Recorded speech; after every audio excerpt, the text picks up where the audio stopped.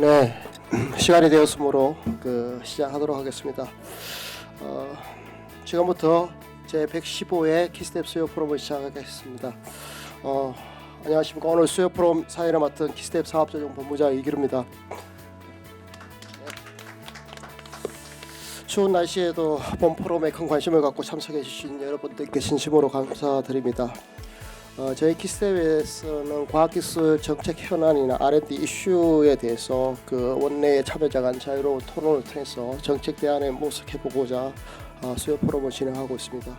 오늘은 30년 위성개발 사업을 통해 바라본 우리나라 우주개발의 미래와 과제라는 주제를 가지고 포럼을 진행하도록 하겠습니다.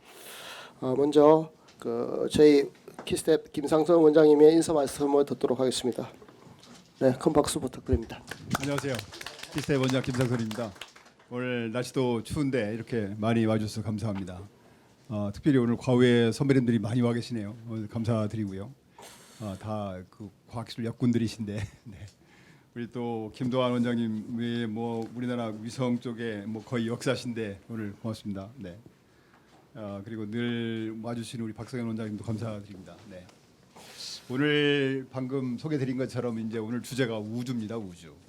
아시다시피 우리나라 우주가 아마 90년대 초반 중반 그래서 위성체 우리나라 과학위성으로 시작해가지고 위성이 비교적 그렇게 역사가 길지가 않아요. 사실은. 그러다가 이제 90년대 중반에 북한 대포동 사건이 나고 나서 이제 발사체를 조금 이제 서서히 시작하게 됐죠. 우리가 우주 그럼 보통 이제 위성하고 발사체하고 발사장 보통 얘기하지 않습니까? 근데 명실상부하게 대한민국이 이제 위성 쪽은 아마 세계에서 베스트 한 4 안에 들지 않나. 잘 아시는 분은 아시겠지만 정말 대단한 나라 같아요.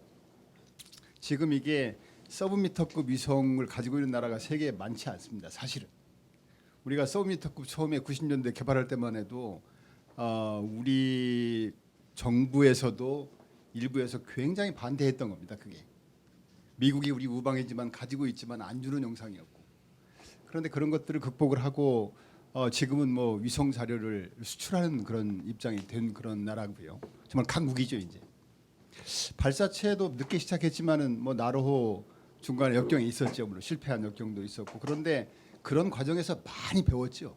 사실은 나로 실패한 게 굉장히 저는 다행스러운 일이라고 봅니다. 거기서 많은 것들 배울 수 있었다. 그래서 최근에 이제 우리가 지금 달 탐사, 달 궤도 이런 것들을 조금씩 좀 수년했습니다만은 전혀 저는 문제가 없다고 봅니다. 그리고 아시다시피 전남 고흥연화라도에 지금 발사장도 아주 근사하게 잘 만들어져 있고 중간에 이제 우주인도 옛날에 이소연 박사가 다녀오셨고 그런저런 거에서 우리가 이제 다른 어떤 반도체라든가 컴퓨터라든가 TV라든가 LCD라든가 이런 것도 많이 했지만 이런 거대 과학 쪽에서도 정말 대단한 나라 같아요. 대한민국이. 우주나 원자력이나 핵융합이나 이런 거 보면은 그래서 정말 저는 이 우주 분야 쪽에 대해서도 그동안에 여기까지 오게 되기까지 노고에 대해서 정말 박수를 보내고 싶은 마음입니다. 그래서 아시다시피 사실 우주 분야는 국민들에게 어떤 꿈과 희망을 주는 분야 그렇지 않습니까? 미래 자라는 청소년들한테 또는 국가의 어떤 위상 이런 것도 굉장히 중요하죠. 미국에서 미국 국민들이 이제 평소에는 과학기술에 관심 없던 분들도 달나라 화성을 왜 보내고 그래 힘든데 그러다가도 그분들이 한번 스미소니안 에어로스페이스 뮤지엄에 왔다 가면은 그냥 달라져요. 어떤 자긍심 그런 게 생기고 그래서 정말 중요하구나. 그래서 이 거대 과학 쪽에 우리가 어떻게 국가 전략을 가져가야 되는지 굉장히 지금 고민해야 될 때라고 생각이 됩니다. 우리가 아시다시피 국가 R&D가 지금 1982년에 120억인가로 시작했는데요. 80년대, 90년대, 2000년대까지도 아마 우주하면 보통 한 2천 몇백억 들어가는 큰 사업들이잖아요. 흉내도 못 냈죠. 그런데 금년에 이제 저희가 20조 5천억이 되고 보니까 이런 어떤 거대 과학에 대해서도 더 이상 우리가 이제 옛날처럼 도전하지 못하는 분야가 아니라 도전할 수 있는 분야잖아요. 어떻게 도전해야 되느냐 그런 데 대해서 아마 지혜를 좀 모아야 되지 않나 생각이 됩니다. 그래서 거대 과학 쪽은 아시다시피 이제 그 대규모 투자가 소요되고 또 오래 걸리고 그렇기 때문에 처음에 정책 결정을 할 때 굉장히 신중해야 된다. 몇 분들의 어떤 빅마우스, 빅보이스가 그냥 예산을 따면 가는 것이 아니라 국가 전체 R&D 중에서 과연 얼마 정도나 우리가 거대 과학에 투자할 것인지를 정해야 되고 그런 그 거대 과학에 배분된 자원 중에서도 여러 가지 거대 과학 분야 중에서도 어디에 우리가 먼저 들어가야 되는 건지 지금 대표적으로 국제우주정거장 같은 경우에 후속 과제 같은 경우도 국가적으로 지금 어떻게 해야 되는지 그런 것들이 굉장히 의견을 모아서 신중히 결정이 돼야 되고 한 번 결정이 되면 정말 안정적으로 지원해야 된다. 거기에 몰입할 수 있도록 그냥 중간에 흔들리고 뭐 예산이 뭐 계획대로 실리지 않고 그러면 안 되는 거죠. 신중히 결정해야 되지만은 지속적으로 갈 수 있게 해야 된다. 그런 측면에서 어떤 정책이 필요하고요. 또 이런 거대 과학은 거대 과학 자체도 의미가 있지만 그 아시다시피 거기서 각종 그 파생 기술이 굉장히 많죠. 그래서 그 스핀업 기술들을 어떻게 우리가 실용화로 연계시킬 수 있을지 그런 전략도 굉장히 필요하다. 그러니까 우주 빅사이언스 하는 분들은 하지만은 또 거기서 이렇게 파생 기술들을 어떻게 응용하고 활용하는지 그런 것들도 굉장히 중요하다. 그런 의미에서는 주체가 누가 되든지 간에 어떤 산학연 협력이라든가 이런 그 기술 상용화 전략 같은 것들이 굉장히 전 중요한 것 같아요. 그래서 그런 걸 통해서 우리나라 기술 수준이 한 단계 레벨업 시킬 수 있는 민간 쪽에 그런 것들도 굉장히 기여할 수 있지 않는가 생각이 되고요. 그다음에 이제 이런 계획들은 보통 그 중장기 계획이기 때문에 중장기 계획을 확실히 세워야 되고 그렇다고 해서 그게 또 마치 뭐 그냥 붙박이로 정해 있는 것이 아니라 지금 과학기술이 쓰나미처럼 빠른 속도로 변화하기 때문에 주번 여건 변화에 따라서 롤링 플랜으로 조금씩 수정 보완해 나가는 건 저는 옳다고 봅니다. 그래서 그런 것들을 또 유연성 있게 대처해 나가야 되는 게 아닌가 생각이 되고 또 아시다시피 이제 이 빅사이언스 분야는 그 저는 국제 협력이 참 중요하다고 봐요. 국제 협력이 우리만의 문제가 아니라 이 거대 과학이라든가 지구촌 당면한 문제에 대해서는 이 지구촌 모든 나라가 협력해야 되는 게 아닌가. 과학기술이라는 것이 한쪽으로는 지금 뭐 미중 무역 전쟁이니 뭐 일본의 화이트리스트니 그 국가 경쟁 치열한 그 패권 전쟁을 하지만은 다른 한편으로는 또 우리가 당면하고 있는 각종 지구촌 문제라든가 이런 거대 과학이라든가 이런 것들은 어떤 특정 국가만의 힘으로는 안 되거든요. 그래서 그런 쪽에 어떻게 우리가 협력을 할 건지 국제적으로 이루어지는 그 멀티내셔널이 이루어지는 저 다국적 그 대형 과제에 대해서 과연 어떤 과제에 우리가 참여할 건지 어느 정도 들어갈 것인지 이런 것들을 굉장히 신중히 정해져야 된다. 그렇지 않게 되면 자칫 들어갔다 그냥 잘 뭐 지켜지지도 않고 그런 국가 신인도 떨어지고 하기 때문에 그래서 그런저런 측면에서 오늘은 이제 저희가 우주를 지금 하나 사례를 잡았습니다만은 이런 사례를 통해서 우리가 앞으로 빅사이언스 쪽에서 국가 R&D 전략을 어떻게 가져가야 되는지 어떤 점에 유념해야 되는지 아마 이런 지혜를 모을 수 있는 자리가 될 것 같습니다.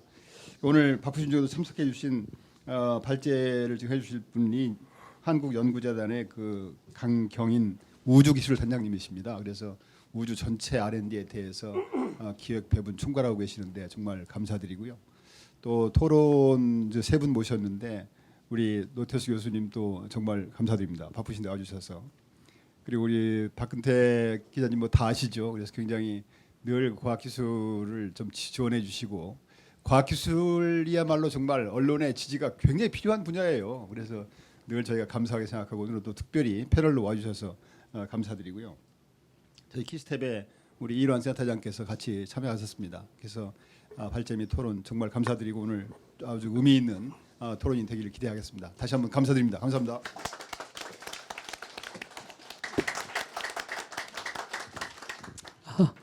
네, 반갑습니다. 앞서서 우리 김상선 원장님 정말 좋은 말씀 많이 해주셔서 제가 뭐 정리할 내용들을 서두에 다 해주신 것 같습니다. 이 귀한 시간에 또 이렇게 우주 분야 관련돼서 또 이렇게 같이 발표할 수 있는 또 귀한 시간 주셔서 감사하고요. 그동안 우주 분야는 말씀해 주셨던 것처럼 국가 거대 사업이다 보니까 그 성과적인 측면들이 좀 많이 부각이 되어서 지금까지 열심히 달려오고 또 많은 연구자들이 좀 해왔던 부분들이 있습니다. 오늘 제가 이제 드릴 그 많은 내용들 중에 그 앞부분에 있는 내용들은 이미 많이 아시는 내용들이 있는데요. 그러면은 그런 부분들을 거울 삼아서 좀 어떤 방법으로 좀 이렇게 부족한 부분들이 있을까 하는 부분들을 간단한 미국의 사례 좀 하나를 좀 들어서 좀 설명을 좀 드리고 그 방향성을 좀 더 이렇게 고민해 봤으면 하는 측면에서 좀 말씀을 좀 나누도록 하겠습니다. 이게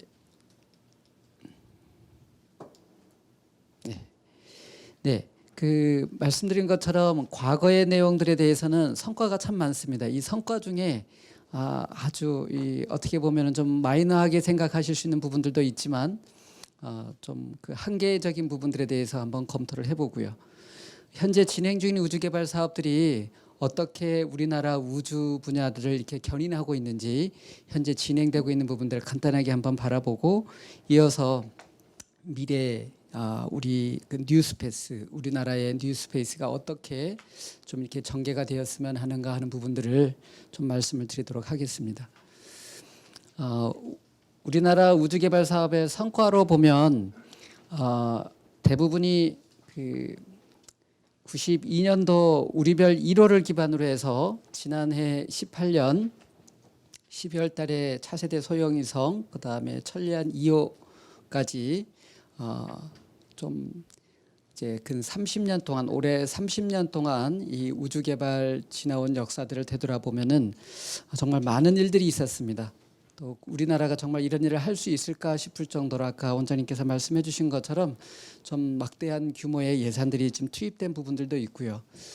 여전히 지금 발사체 개발도 열심히 진행을 하고 있습니다만은 국제적으로는 이 발사체 개발이 그렇게 순조롭지는 않습니다. 여러 가지 정치적 이슈들 또 연구 현장에서의 그런 어려움들 해서 오늘은 이 발사체 부분은 조금 약하게 좀 이렇게 언급을 하고요. 주로 위성 부분을 중심으로 해서 좀 같이 고민해 봤으면 합니다. 가장 크게 우리나라의 그 우주 개발을 견인했던 프로그램 중에 하나가 이 다목적 위성 개발 사업이 되겠습니다. 다목적 위성 개발 사업은 국가안보 수요에 지구 관측 위성 기술을 확보하는 프로그램이 되겠는데요. 이 지구 관측이라는 그 화두가 된 게 90년대부터 이제 비즈니스 모델로 떠오르기 시작해서 미국도 상업용 지구 관측 위성들이 상당히 많이 좀 올라갔었고 이어서 그 국가 안보의 그런 이제 위성들이 속속들이 지금 개발이 되고 있습니다. 우리나라도 마찬가지로 이 해상도 측면에서만 봐도 초창기 1호 기반에서는 전무하던 위성 기술이 전무하던 기간이어서 우리가 한번 이런 것들을 해보자라는 시작의 포인트였다면 현재는 해상도가 1m 이하의 아주 초고해상도의 영상을 획득해서 재해 재난이나 여러 가지 그 정보 획득하는 부분들에 있어서 굉장히 중요한 역할들을 감당을 하고 있습니다. 이 부분이 왜 이렇게 중요하냐 하면 위성 개발 사업이 일반 산업 분야하고는 굉장히 다른 요소를 가지고 있기 때문인데요. 첫 번째가 제작 기간이 하나의 단품을 만드는 것이 양산 단계로 들어가는 것이 아니고 하나의 제품을 만들어서 궤도에 올리고 하는 그 기간이 짧으면 5년, 길면은 더 긴 시간들이 요구됩니다. 근데 보통 지금 산업화에서 5년 전 뭐 기술 그러면은 아마 우리 모든 국민들이 별로 그 달가워하지 않을 거거든요. 5년 전 핸드폰을 새 핸드폰이라고 혹시 우리 여기 계시는 분들 사용하시라고 그러면 아마 전부 다 그 구닥다리라고 할 것 같습니다. 근데 이 거대 공공 쪽은 기획 단계가 이미 5년 동안이 걸릴 거면은 그 이전에 기획을 하고 그 이전의 기술들을 가지고 시스템을 구성을 하고 그다음에 개발이 완료된 이후에 운영을 하기까지 상당히 긴 시간이 걸리기 때문에 일반 산업화 현상하고는 조금 다른 시각을 갖는 것이 좀 필요하겠고요. 두 번째는 이제 새로운 그러니까 그동안 해왔던 것뿐만 아니라 점점 새로운 영역의 기술들도 또 다른 영역으로 활용하기 위해서 그 기술들이 계속 접목되고 있는 부분이 되겠습니다. 다목적 위성 같은 경우에도 지구 관측을 하는 일반적인 카메라 기술에서 이제 그 전천후라고 보통 이제 불려지는데요. 레이더 위성처럼 이 레이더 위성 같은 경우는 다목적 5호가 2013년도에 발사가 됐습니다. 그것도 1m 해상도의 고해상도를 가진 이제 그 레이더 위성이 되겠는데요. 그러니까 낮이나 밤이나 뭐 어떤 이게 구름이 끼어 있을 때 이 보통 보이지 않는 광학위성이 볼 수 없는 그런 곳에서도 이 레이더 위성 가지고는 정확하게 물체를 식별하고 인지할 수 있는 그런 이제 위성이 되겠습니다. 이러한 기술들의 어떤 그 위성에서 접목하는 부분들이 다목적 위성 사업을 통해 가지고 계속해서 진행이 되어 왔고요. 또 하나 이제 중요한 부분이 있습니다. 급속하게 우주 기술에 대한 어떤 자신감 이런 부분들이 있다 보니까 정지궤도 위성에 대한 수요들이 이제 점점 늘어나게 되는데요. 이 정지궤도 위성은 지금은 네트워크가 워낙 발달돼 있다 보니까 뭐 국제 통화라든가 이런 부분들이 다 뭐 네트워크로 돌아가겠습니다만은 예전에 이 통신 위성으로 되어 있던 이런 부분들이 미국으로부터 시작해서 그 기상에 대한 여러 가지 사람들의 일반 국민들이 여러 가지 그 수요 때문에 기상 정보들을 획득하는 부분들이 굉장히 수요가 좀 급증했던 그런 부분들이 되겠습니다. 우리나라도 해외에 이런 기상 위성을 가지고 활용을 하다가 이제 2010년에 최초의 우리나라 정지궤도 기상 위성이 발사가 돼서 해외에서 주는 데이터를 가지고 기상 정보를 이렇게 프로세싱하는 것도 의미가 있긴 하겠지만 우리의 정보를 가지고 우리나라 상공에서 할 수 있다는 것 그 자체가 어떻게 보면 국력의 상징일 수도 있고요. 또 우리 국민들이 그런 우리 정보를 가지고 우리가 그런 프로세싱을 하는 거에 있어서는 다음 세대가 그런 정보들을 활용함에 있어서 더 큰 자긍심을 가질 수도 있습니다. 아마 이어서 발사된 이 그 작년 말에 발사가 됐었는데요. 정지궤도 복합위성 천리안 2A호에는 이제 기상위성 그 해상도를 더 높이는 부분들이 있고 더 나아가서 해양의 어떤 그 문제점들과 환경적인 부분들을 이렇게 모니터링할 수 있는 센서들이 좀 들어가 있습니다. 본래의 목적으로만 보면 해양 관측하는 부분이나 이 환경 감시하는 위성들은 물론 이제 그 기상위성도 마찬가지입니다만 이 고도가 낮아서 이렇게 관측을 하게 되면 더 높은 고해상도의 그런 정보들, 더 많은 정보들을 얻을 수 있는데 일반적으로 이 위성 같은 경우에는 저궤도 위성과 정지궤도 위성의 가장 큰 차이점이 정지궤도 위성은 24시간 관측할 수 있다는 그런 장점이 있습니다. 해상도가 떨어지더라도 24시간 모니터링할 수 있다는 그 과학적 요구 때문에 높은 고도에 36,000km까지 올라가니까 저궤도 위성에 비해서는 굉장히 고도가 좀 많이 높겠죠. 그러다 보니까 해상도도 떨어지고 더 많은 총출 파워도 필요하고 여러 가지 그런 단점에도 불구하고 이런 정지궤도 위성 기술들이 또 역시나 또 필요한 그런 부분들이 되겠습니다. 따라서 저궤도 위성이 가지고 있는 그런 장점들, 그다음에 정지궤도 위성이 가지고 있는 그런 장점들을 이제 우리나라가 30년 동안 단계별로 밟아오는 그런 놀라운 성과들을 얻었는데요. 이 정지궤도 위성이 왜 중요하냐 하면 지금도 이제 해외 뭐 뉴스페이스다에서 많은 이 스타트업 기업들이 저궤도 위성들을 많이 만들고 있습니다. 하지만 정지궤도 위성을 만들지 못하는 기업은 사실은 그 우주 분야에 이런 안정적인 기술을 가진 기업이라고 보지를 않습니다. 그러니까 결국은 그만큼 정지궤도 위성을 만드는 것이 기술적 난이도가 좀 높고 또 그런 부분들에 대해서 요구되어지는 이 소자라고 하는 소자 부품 레벨에 있어서도 상당한 부분들을 요구하고 있기 때문에 이 정지궤도 위성을 만드는 기술들은 우리 그 고해상도의 저궤도 위성을 만드는 것보다도 더 중요한 기술이 되겠습니다. 아울러서 지금 우리나라만 이 해양 감시나 이 환경 감시를 위한 정지궤도 위성이 만들어진 것은 아니고요. 미국도 이제는 똑같이 정지궤도 상태에 있는 그런 그 해양 그다음에 환경 감시 위성들이 탑재가 돼서 위성들을 이제 운용하는 것들을 준비들을 하고 있고 유럽에서는 또 발사돼서 운용하는 부분들이 있습니다. 그런데 이렇게 우주 개발이 정말 정말 급하게 달려왔습니다. 뭐 초기에 위성을 만들고 아까 말씀드린 것처럼 위성이 한 기 개발할 때 5년씩 10년씩 걸린다 그러면 이게 몇 턴이 돌지를 못할 텐데요. 그럼에도 불구하고 좀 아쉬운 게 있습니다. 어떤 부분이 아쉽냐면 제3차 우주개발 진행 기본 계획에서 이렇게 조사된 내용들을 보면 2020년 발사 예정 다목적 실용위성 6호의 위성체 부품 국산화율이 65%밖에 되지 않습니다. 그리고 탑재체 부품 같은 경우는 41%에 이렇게 좀 머물러 있다라고 좀 이렇게 분석이 되고 있는데요. 이 부분들에 대해서 조금 한 번 더 그 성과 이면에 그러면 앞으로 우리나라의 그 미래 우주 개발을 어떤 방향으로 가져가는 것이 필요한가에 대해서 한 번 더 고민해 봤으면 해서 이 부분을 좀 이렇게 표현을 좀 했습니다. 발사체 사업 같은 경우도 본발사 시기가 20년에서 21년으로 예산도 1.5조로 시작했다가 현재 1.9조까지 이렇게 증가되는 그런 상황이 됐는데요. 대부분이 기술들에 대해서 거대 공공사업의 체계 사업이라고 하는 이 사업들이 가지고 있는 특징은 한번 체계 사업이 착수가 돼서 스타트를 하게 되면 우리 키스텝에서 잘 이렇게 전문성을 갖고 평가해 주시는 것처럼 그 체계 사업의 예산, 체계 사업의 개발 기간에 대해서 굉장히 타이트하게 이렇게 조사들을 하고 점검들을 하십니다. 그러다 보니까 가장 적합한 기간 내에 그다음에 구현된 기술들을 접목해서 들어가려다 보니 상대적으로 덜 준비된 국산 기술들이 사용될 수 있는 기회가 적어질 수밖에 없는 그런 악순환이 조금 이렇게 발생되는 문제들이 있습니다.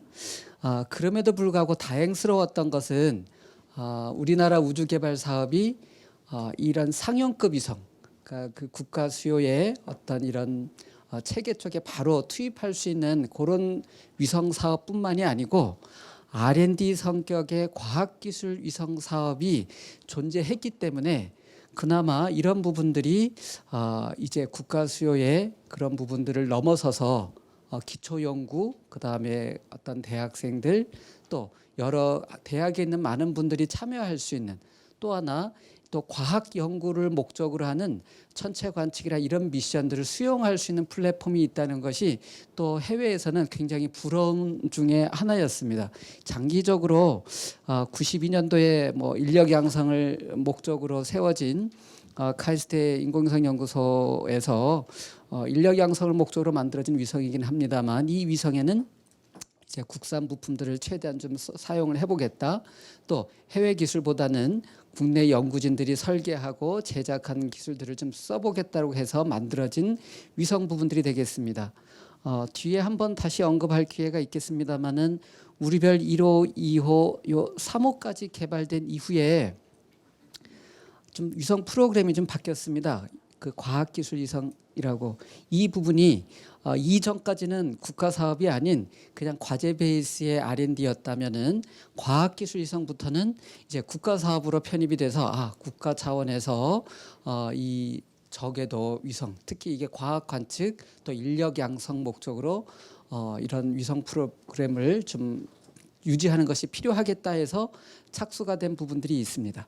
이 과학기술 위성 2호에 이어서 이제 차세대 소형위성 1호가 18년도에 작년 말에 똑같이 이제 발사가 됐는데요.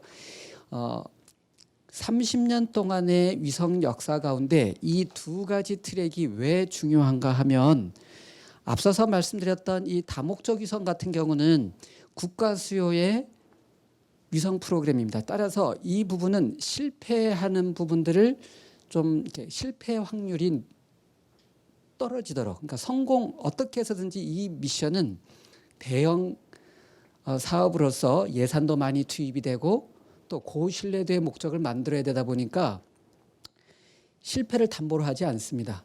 그렇지만 이 R&D 사업 같은 경우는 어쨌든 도전적인 기술들을 개발할 수 있도록 계속해서 이렇게 푸시하는 부분들이 있기 때문에 99년도에 발사된 우리별 3호는 당시에 해외 학회에 가게 되면은 정말 뉴 스페이스였습니다. 미국의 그 동안에 아주 오랜 기간 역사 동안에 우리별 3호 그 프로그램을 통해서 얻어진 이러한 영상들을 보고 놀랍다고 10년 만에 우주를 시작한 지 10년 만에 이러한 영상을 얻을 수 있는 나라 그 이 이그젠플로 키스3 그 우리별 3호를 소개할 정도로 당시에 뉴스페이스로 부각이 되어졌습니다. 그 이어서 2000년 초반부터는 유러피언 스페이스 에이전시나 나사 쪽에서 또 여러 기관들에서 이런 소형위성을 이용한 다양한 과학위성 프로그램들이 생성이 되기 시작했고요. 더 활성화됐습니다.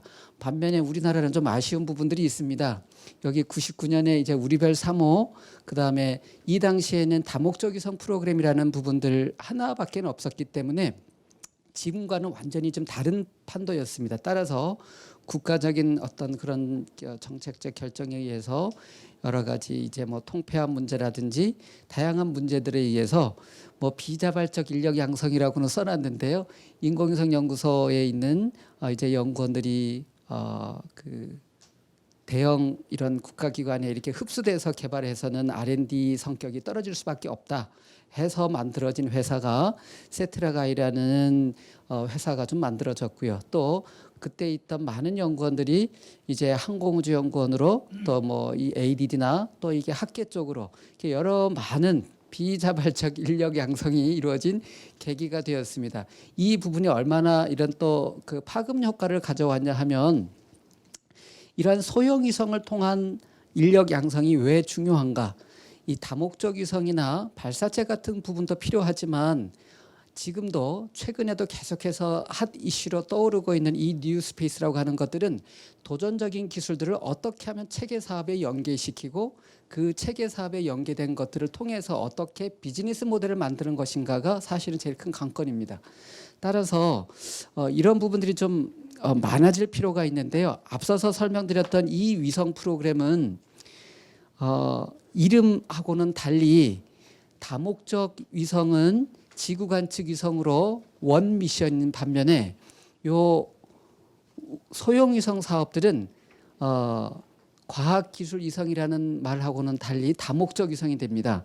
왜 그런 표현들이 붙냐면은 이 작은 위성 안에 과학 관측 카메라도 들어가야 되고요. 산업체의 기술 검증하는 탑재체도 실려야 되고 또 소형화하는 그런 기술 미션도 들어가야 되고 이러다 보니까 이 과학기술 위성을 통해서 2000년대 이후에는 전 세계가 놀랄만한 이런 뉴스페이스로 뛰어드는 것이 이렇게 쉽지 않았던 그런 배경적 요소들을 가지고 있습니다. 따라서 향후에 이런 R&D 관련된 부분들은 오히려 하나가 아니라 좀 더 다변화될 수 있도록 미션 베이스로 이 어차피 위성이라고 하는 것들은 체계 사업은 임무 베이스로 새로운 기술들이 만들어져야 됩니다. 그런 대표적인 파급 효과 중에 하나가 30년 우주 개발 사업의 파급 효과 중에 어떻게 보면은 우리나라에 있어서 지금 1m, 서브미터 고해상도의 다목적 위성을 계속해서 만들고 그런 관련된 산업 그다음에 인력들이 양성되는 건 못지않게 과학기술 위성 우리별 3호를 통해서 획득한 이 기술들을 기반으로 해서 만들어진 세트레가이가 만든 300kg급 위성이 되겠습니다. 300kg급 위성으로서 2014년에 0.75m 해성도를 가진 위성이 해외 수출하는 그런 파급 효과를 이루게 됩니다. 이 부분들 여기까지는 사실은 이제 아마 대부분 위성 쪽을 하시거나 우주 쪽을 하시는 부분들은 잘 알려진 우리 성과이기도 하고 뭐 그런 내용일 수 있습니다. 근데 이 부분에서 조금 좀 생각해보고 짚어봤으면 하는 부분들이 국가 수요에 이런 아주 고신뢰도를 가진 다목적 위성 개발 사업이 없었다면 우리나라의 우주 개발 사업은 지금과 같은 어떤 성과를 얻을 수도 없었을 뿐만 아니라 또 이러한 위성을 수출할 수 있는 기업이 나타날 수 있는 그런 배경이 되었던 R&D 위성 프로그램이 없었다면 이런 부분들을 진입할 수 있는 것도 존재하지 않았다는 겁니다. 그러니까 어느 한쪽만이 필요하다는 것이 아니고 국가에서는 이런 체계 사업에 필요한 부분들 또 R&D 성격의 그런 위성 부분들이 반드시 병행이 되는 것이 필요하다라는 부분들을 좀 말씀을 드리고 싶습니다. 이 진행 중인 우주 개발에 대해서는 그 90년대 10년 차 되는 90년대 말쯤을 돌아다 보면은 달랑 위성 프로그램은 상용 위성 프로그램 1개, 그다음에 과학 위성 프로그램 1개, 결국 이게 2개씩밖에 없었습니다. 근데 현재 진행 중인 이 사업들만 보면 초고해상도의 국가안보 또 이 지구 관측 재해 재난 이런 거를 대응하는 위성들이 현재 개발되고 있는 것만 이것처럼 많습니다. 이게 군에서 소요되는 위성들 다목적 7호, 6호, 그다음에 차세대 중형 위성 공공수요의 지구 관측 위성들이 지금 이제 계속 개발되고 있습니다. 이 부분은 무슨 말이냐면 꼭 지구 관측하는 부분들이 어느 특정 부처만의 이런 전유물이 아니라 이제 국토부에서 지구를 관측하기 위해서 개발되는 이 위성은 500kg급의 위성이 되겠고요. 해상도도 0.5m로 또다시 이렇게 1m 이하의 고해상도 영상들을 갖고 있는 위성들입니다.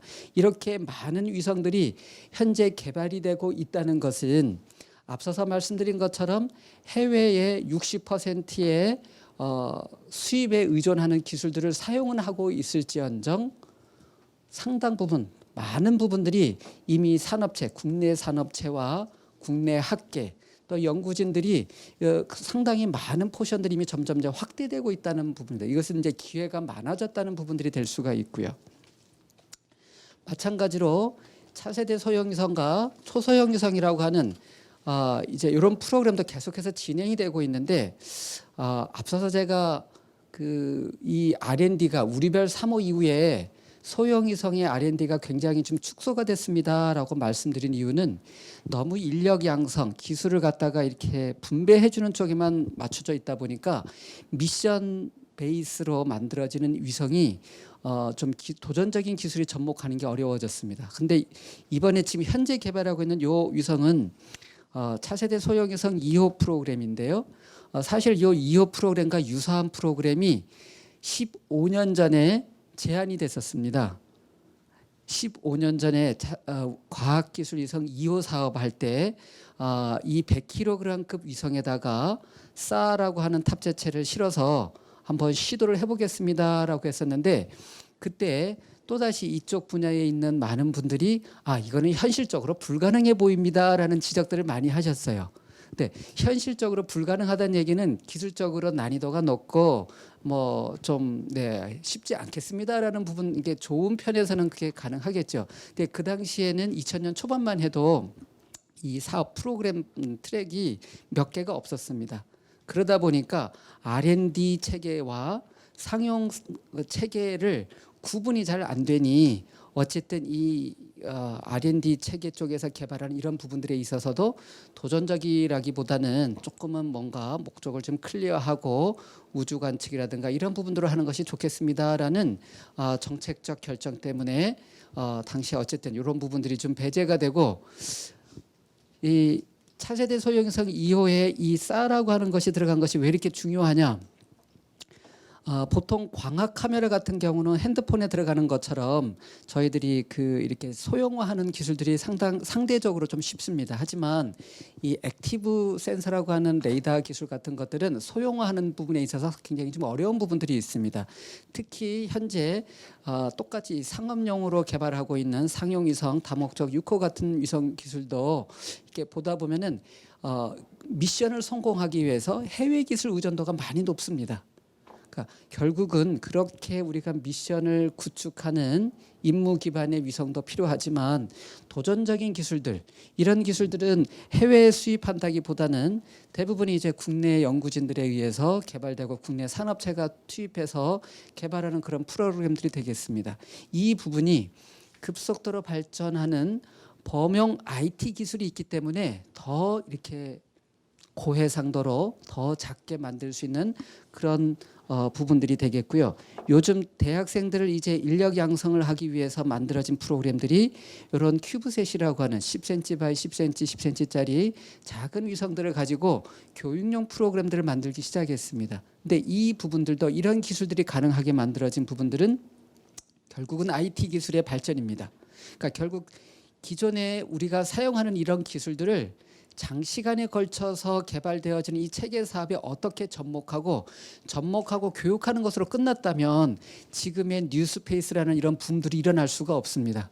그거는 뭐냐면 이런 기술들을 토대로 무엇이 나왔냐면 비즈니스 모델을 창출했다는 겁니다. 우리나라 국내 업체가 앞서서 이 해외에 위성을 수출할 수 있었던 것도 틈새 시장, 기존의 지구 관측 위성 시작은 저희들이 지금 개발하고 있는 다목적 위성 프로그램과 같은 상용급 위성의 지구 관측 위성 시장이 대세였습니다. 근데 그런 부분들을 이런 부분들을 찾아서 새로운 시장을 개척했기 때문에 뉴스페이스로 등장을 할 수 있었던 거고요. 마찬가지로 이러한 부분들에 있어서 이런 초소형 위성을 가지고 새롭게 비즈니스 모델을 창출해서 시장에 나타나기 시작한 것이 요즘 등장하고 있는 민간 주도의 우주 개발 시대라는 타이틀로 나타나는 뉴스페이스입니다. 이 뉴스페이스가 굉장히 우리 만병통치약처럼 이제 또 이렇게 막 좀 이렇게 이렇게 뭐라고 그러죠? 이렇게 알려지고 또 이렇게 보도되고 있는 부분들이 있습니다. 근데 이 민간 주도의 우주 개발 시대도 뒤에 다시 한번 말씀드리겠습니다만 좀 다시 한번 다른 시각으로 이거를 바라봐야 될 필요성들이 있습니다. 이 초소형 군집위성이라고 하는 것은 앞서 설명드린 큐브셋처럼 아주 위성에 들어가는 이 IT 소자들을 우주급, 굉장히 고가의 우주급 부품이 아닌 상대적으로 저렴한 소자들을 이용하고 임무 기간을 단축하는 대신에 굉장히 많은 위성들을 동시에 띄움으로써 새로운 비즈니스 영역, 결국은 이게 경쟁력이 있다는 거거든요. 경쟁력이 없는 민간 주도의 우주 개발은 없습니다. 그러니까 민간이 주도하기 위해서는 반드시 경쟁력을 갖춰야만 되는 거고요. 경쟁력을 갖출 수 있는 그런 원천 기술 개발이라든가 R&D가 될 수 있도록 사실은 그런 정책들이 더 적극적으로 좀 서포트하는 것들이 필요하겠다. 그런 관점에서 이 부분들을 좀 설명을 드린 겁니다. 이런 부분들도 초소형 군집 위성이 심지어는 이제는 군사적인 목적의 군용 위성으로도 사용되고 있습니다. 이 위성도 여기 보시는 것처럼 US 아미하고 DOD에서 발사한 캐스틀 블럭이라고 하는 위성인데요.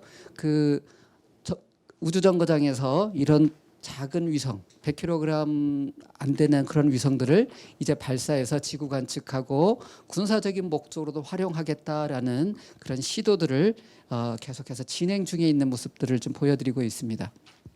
제가 이 뉴스페이스에 대해서 우리나라의 미래 뉴스페이스를 어떻게 가져가야 될까에 대해서 개인적인 얘기만을 자꾸 드리다 보면은 이게 억지스러울 것 같아서 간단한 이그젬플을 좀 하나 좀 보여드리려고 합니다. 미국이 달 탐사를 이제 69년 7월달에 착륙하고 이제 뭐 50주년이 되는 해다라고 해서 올해 굉장히 큰 행사들을 많이 했었는데요.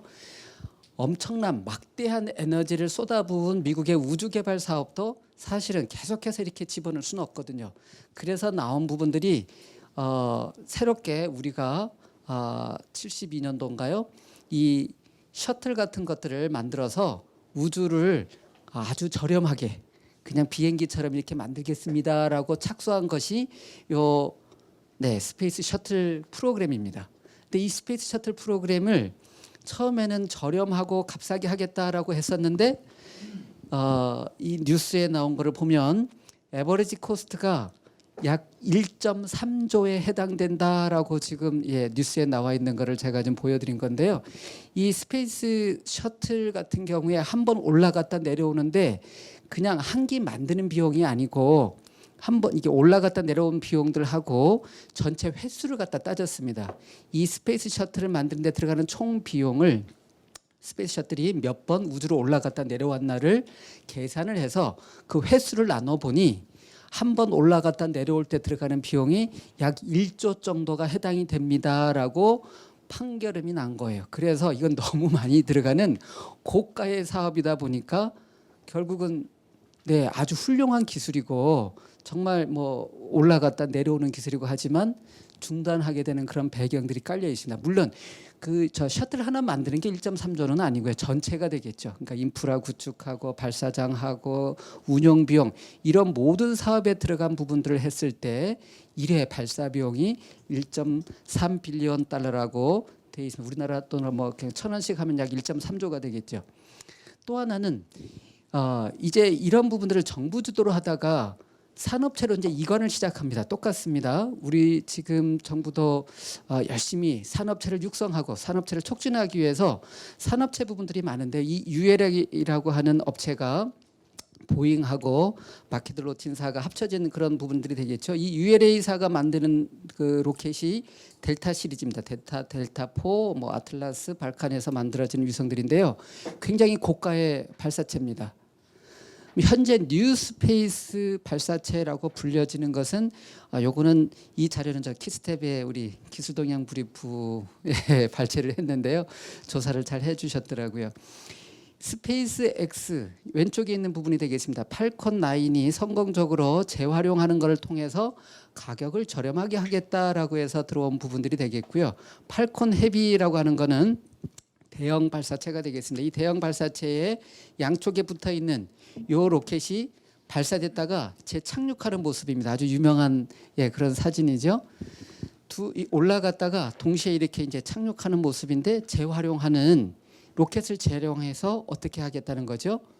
단가를 낮추겠다. 그러니까 민간 주도라고 했을 때는 그냥 이 정부가 이 업체로 그냥 넘겼기 때문에 민간 주도로 넘겼으니까 이제는 경제 경력이 있는 산업체가 육성이 되고 산업화가 되겠습니다라는 것이 잘못됐다는 겁니다. 또는 잘못됐다라기보다는 거기에 좀 몇 프로 부족한 부분이 있는데 이 부분을 어떻게 해야 되느냐? 국가 수요에 이런 공공성이 있는 부분들은 반드시 비용이랑 관계없이 저희들이 국민적 세금을 동원해서라도 확보해야 될 기술들이 있습니다. 그런 부분들에 대해서는 분명히 지원을 해야 되지만 뉴스페이스라고 불려지는 이 부분들이 그렇게 산업체로 넘겼기 때문에 뉴스페이스가 일어납니다라고 착각해서는 안 된다는 거죠. 이 뉴스페이스라고 하는 부분들은 반드시 스페이스X처럼 본인들의 비즈니스 모델이 나올 수 있도록 기술적 지원이 해줘야 되는데 그러면 여기에 질문사항이 하나 있습니다. 어떻게 이 업체는 불가능하고 이 업체는 ULA라고 하는 업체는 경쟁력이 이렇게 떨어지는 발사체를 만들고 스페이스X는 어떻게 경쟁력이 있는 사업을 이렇게 발사체를 만들었을까라는 그런 이제 문제의 발상이 좀 생기지 않겠습니까? 이 부분들은 뒤에 다시 한번 또 말씀을 드리겠습니다만은 경쟁력을 얻기 위해서는 기업이 가지고 있는 또는 사람들이 가지고 있는 기술적 능력들을 극대화하는 과정이 필요합니다. 근데 정부 주도로 하게 되면은 어떤 특정의 요구 조건들이 있기 때문에 본인들이 갖고 있는 장점들을 극대화할 수 있는 기회들이 약해지는 부분들이 있거든요. 맨 왼쪽에 있는 이 로켓랩이라고 하는 그 발사체는 굉장히 작은 발사체입니다.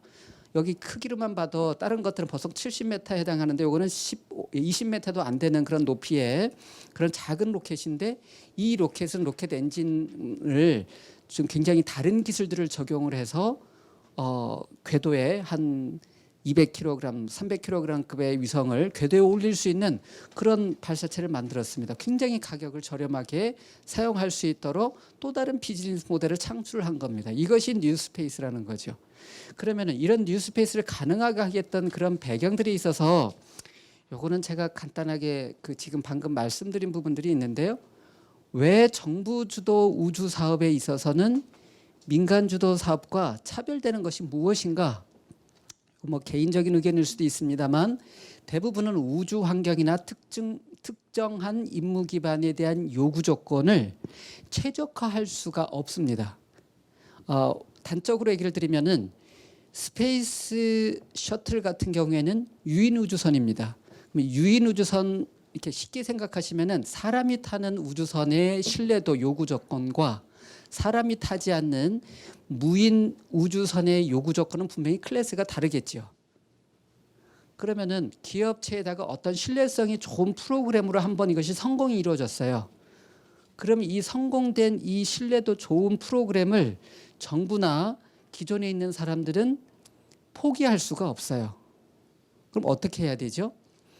그러한 절차들을 간소화하고 그중에서 뭔가를 드러낼 수 있는 건 드러내고 하는 거는 뭡니까?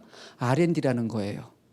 그 R&D를 정부 주도에서도 그런 별도의 프로그램, 이것은 조금 도전적으로 해도 되니까 이렇게 한번 해보세요라고 해서 할 수가 있는데 대부분의 위성 사업들은 체계 사업이라고 아까 말씀드린 것처럼 관성이 있고 굉장히 사업이 착수가 되고 나면은 타이트한 일정과 타이트한 예산이 딱 산정이 되게 돼 있습니다. 그러니까 거기에 대해서 어떻게 이렇게 뭔가를 변동을 하거나 아젠드를 해보려고 하는 순간 이 힘이 든다는 거예요. 그래서 그거에 준하는 부분들이 사전에 준비되지 않으면 결단코 이 정부 주도 우주 사업에서 그거를 진행하기가 어렵다는 겁니다. 이 정부 주도라는 얘기는 제가 표현이 조금은 좀 적절하지는 않은데요. 고신뢰도의 이런 위성, 상용급 위성 개발 프로그램, 상용급 발사체 프로그램 이렇게 생각하시면 좋겠습니다. 그다음에 이 민간 주도 우주 사업은 그러면 왜 가능한가? 민간 주도라고 하는 것은 이 스페이스X도 마찬가지고요.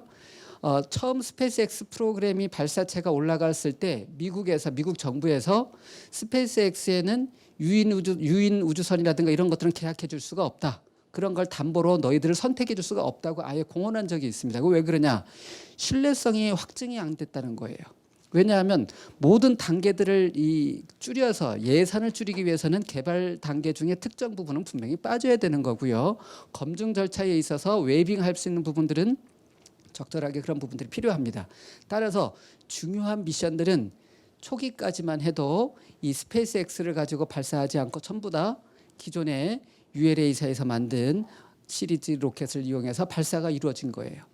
그러면 이런 민간 주도에서 이것이 가능한 부분들은 결국은 임무 체계와 이 검증 과정에 대한 새로운 R&D 또는 여러 가지 실증 과정을 통해서 검증이 이루어지고 나니 이런 프로그램에서는 요 정도 이렇게 검증을 하면 적합하겠구나라는 부분들이 누가 들어온 거예요? 민간에서. 우리가 이걸 할 수 있어요. 왜? 우리는 이런 기술들을 우리가 굉장히 갖고 있는데 이 기술들을 정부가 요구하고 있는 상용급에서 요구하는 부분에다가 끼워 넣으려고 했더니 이 미스매치가 나는 겁니다. 그래서 그 미스매치가 나는 부분들을 부분적으로 이렇게 집어넣었으면 좋겠는데 우주 사업은 또 이게 부분적으로 할 수 있는 사업들이 아니에요. 전체 시스템을 검증이 이루어지지 않으면 그 시장에 진입할 수 없는 진입 장벽이 다른 산업군보다 아주 높은 그런 장벽을 하나 갖고 있어요. 따라서 스페이스X나 저쪽에 아까 앞서서 보여드렸던 소형 발사체도 마찬가지고 체계 사업을 통해서 인증해주고 보여줌으로 말미암아서 우리가 만든 이 체계 사업, 우리가 검증한 이 검증 절차들이 신뢰성이 있고 충분히 가능성이 있습니다라는 부분들을 보여준 순간 그 다음부터 뉴 스페이스라고 하는 민간 주도의 이 시장이 열리게 되는 것입니다.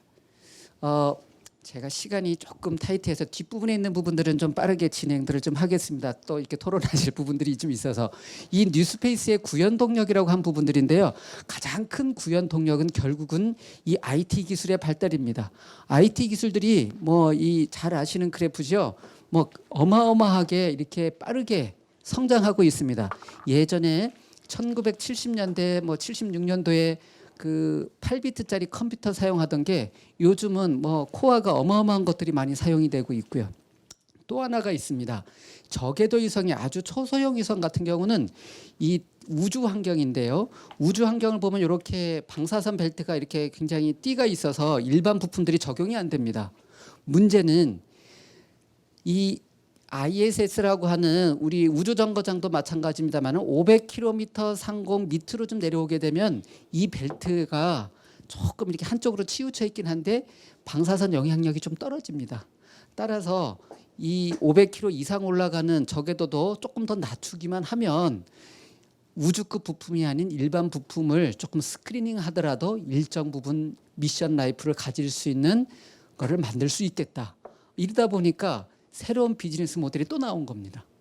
그러니까 고가의 우주 부품을 적용하지 않고 상대적으로 좀 저가의 부품을 사용을 하되 임무 수명을 낮추고 또 거기에 최적화된 설계를 함으로써 굉장히 저렴한 지구 관측 위성 모델들이 나옴으로써 앞서서 보여드렸던 것처럼 초소형 군집 위성 프로그램이라든가 이런 부분들이 나온 거고요. 이 부분은 한번 좀 생각해 봤으면 하는 문제라고 제가 이렇게 화두를 좀 올렸는데요. 발사한 것이 1977년 9월 달에 보이저 1, 2호가 발사가 됐는데 지금 발사하고 나서 운용한 시간이 42년 2개월 동안 위성을 우주선에서 신호를 받고 사용을 하고 있어요. 거리만 해도 교신 거리가 이 교신 거리를 숫자로 얘기하면 좀 어려우니까 빛의 속도로 20시간 32분, 17시간 걸리는 거리만큼 좀 떨어져 있어요. 거기서 들어오는 거를 만드는 것이 몇 년 전에 만들어졌어요?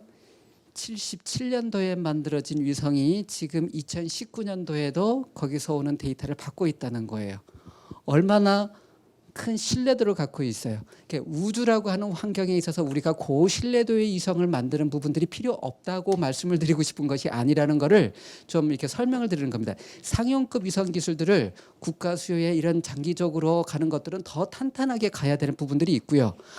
플러스 같이 해서 R&D 성격의 새로운 IT 기술들을 접목하고 새로운 것들을 할 수 있는 부분들에 대한 장이 다시 패러럴하게 열려 있어야만 이런 것이 가능하다라는 부분들을 좀 말씀을 드리고 싶은 겁니다. 그래서 우주개발 그 과제에 대해서 산업화 전략이 좀 필요한데 간단하게 말씀드리면은 앞서서 말씀드린 것처럼 같은 내용이 되겠습니다. 고사양의 요구 조건 때문에 예산과 기간이 증가하는 부분들이 있기 때문에 산업계 우주 기술들의 역량들이 계속해서 따라가지 못하고 체계 사업이 착수가 되면은 해외 기술에 의존해야 되고 국내 산업계는 또 참여가 저조하고 이런 것들이 반복되는 부분들이 있다라는 부분들을 보여주고 싶었던 거고요. 두 번째 있는 것은 R&D 규모인데 규모가 상대적으로 굉장히 지금 올라가고 있는 이 부분들 때문에 우리나라 30년 우주 개발 사업이 굉장히 큰 경쟁력을 갖고 있었던 겁니다. 반면에 요즘은 조금 이렇게 축소되는 부분들이 있지만 좀 더 이런 부분들이 활성화되기 위해서는 예산들이 또 좀 필요하다는 부분들이 있고요. 혁신적이고 창의적인 중점 기술 확보가 필요하다라는 부분들은 체계 사업에 들어가는 기술들 중에 해외 의존도가 높은 것 또는 고가의 비용에 들어가는 것들은 반드시 학계나 연구계가 새롭게 기술 개발해서 선행적으로 해서 중점 기술이 확보가 되고 이 중점 기술이 확보가 되지 않은 상황에서 체계 사업이 착수가 되면 계속해서 기존의 기술을 가진 해외 업체를 의존할 수밖에 없는 그런 문제점이 생긴다는 겁니다. 그래서 지금 현재 정부도 이런 기술들을 계속해서 노력하기 위해서 스페이스 파이널 사업이라든가 새로운 사업들 이런 중점 기술을 어떻게 하면 사장되지 않는 중점 기술을 만들 수 있을까? 왜냐하면 기존에도 이런 노력이 없었냐? 아닙니다. 있었습니다. 그럼 차이점이 무엇인가? 보통 저희들이 이게 R&D를 기획하거나 이런 부분들을 할 때 체계 사업 만드는데 5년씩 걸린다고 그랬어요. 그럼 체계 사업에 들어가는 그 부품을 만들려면 얼마가 더 필요할까요? 더 짧게 필요한가요? 더 많이 필요한가요? 그렇죠. 기반 기술을 만들려면 더 많이 필요해. 그런데 대부분의 그동안 해왔던 기술들은 어떤 프로덕트를 만들 때 3년, 그다음에 예산도 실제로 해외 의존하는 걸 한 200억짜리를 사오는데 예산은 그냥 50억, 70억. 기술 개발 한번 해보세요. 이런 거 한번 구현해보세요라는 정도예요. 그럼 기술 구현을 그냥 프로토타입 만들었는데 그 프로토타입 갖고 체계 사업에다가 실을 수 있냐? 없어요. 결국은 이런 중점 기술을 개발하는 데 있어서도 우리가 이 트렌드를 좀 바꿔야겠다. 뉴 스페이스로 가기 위해서는 반드시 우리가 그 뉴 스페이스에 해당할 수 있는 부분들을 키워주거나 또는 상용급의 그 기술들을 개발하기 위해서는 그런 형태에 대한 부분들이 좀 필요하겠다라는 부분들이고요. 현재의 우주개발 조직도 계속해서 요즘 많이 화두가 되고 있습니다. 해외에는 어떻다 이런 부분들이 있다. 제가 볼 때 우리나라 우주개발 조직 굉장히 잘 돼 있습니다. 우리나라 이 개발 뭐라고 그러죠? 우리나라의 형편에 맞도록 대통령 소속의 국가우주위원회가 있고 여러 가지 다부처 사업들이 같이 협력할 수 있는 구조에다가 과기정통부가 협력하는 구조가 굉장히 잘 되어 있습니다. 문제가 있습니다. 문제라는 거는 대부분의 그 많은 분들이 이슈를 제기하고 있는 것처럼 지금의 현재 앞으로 우리가 다가갈 그런 규모를 생각해 보면은 이 조직들을 조금 확대할 필요는 있겠다라는 부분들입니다. 그런데 이 조직을 확대하는 부분들에 있어서 대부분의 많은 이제 또 이렇게 그 연구를 하시는 분들의 입장은 굉장히 제각각 다를 수가 있습니다. 첫 번째가 이게 우주청이냐 우주처냐 이 역할에 대해서도 좀 이게 상당히 논란들이 있는데요. 중요한 것은 우주개발 사업은 대형 체계 사업인데 앞으로는 한 부처만이 이거를 주도할 수 있는 것이 아니라 굉장히 다양한 부처들이 지금도 다부처 사업입니다. 그 다부처 사업들이 같이 공존할 수 있는 체계를 갖추고 있어야 되고요.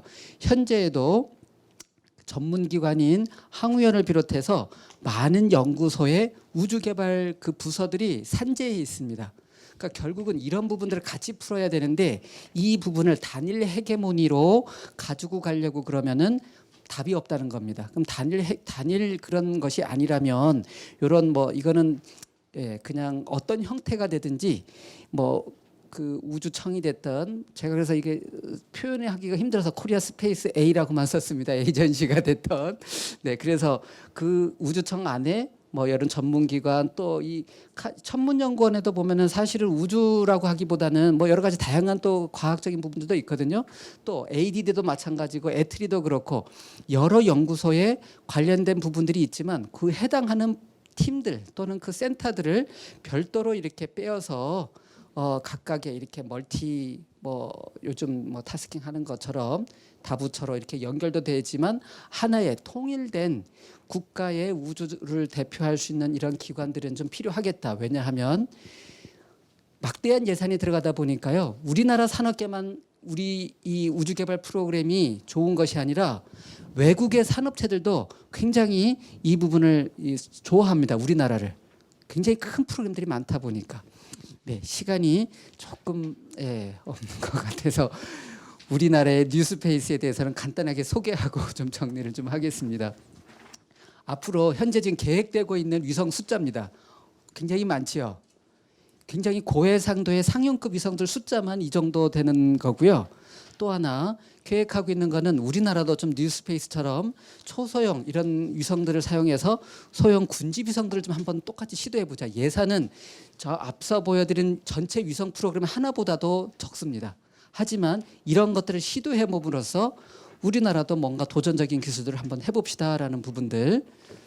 또 우주과학 이런 부분들의 우주 탐사에 있어서는 한국의 우주과학 능력을 늘리기 위해서는 우리의 참여도를 늘리는 수밖에 없습니다.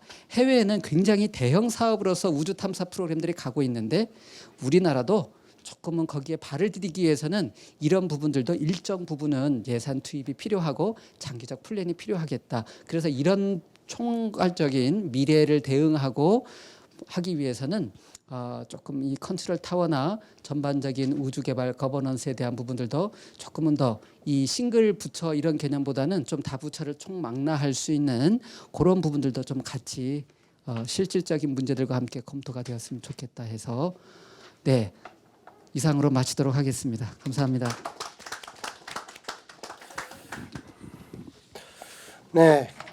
강경인 단장님 감사합니다.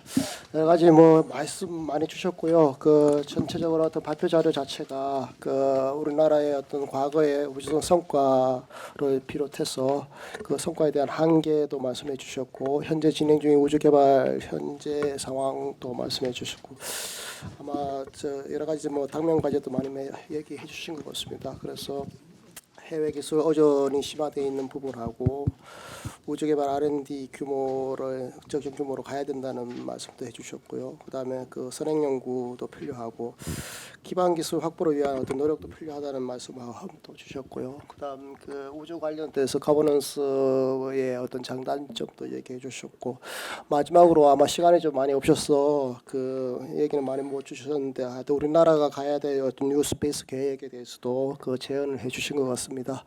감사드리고요. 지금부터는 토론 시간을 좀 갖도록 하겠습니다. 오늘 토론은 그 외부의 두 분하고 내부 한 분 모셨습니다. 먼저 그 노태수 전북대 항공우주학 교수님 모셨습니다. 큰 박수 부탁드립니다. 노 교수님은 현재 지금 국가심의 공공우주 전문위원으로 활동하고 계십니다. 한 7분 정도 토론 부탁드립니다. 노 교수님.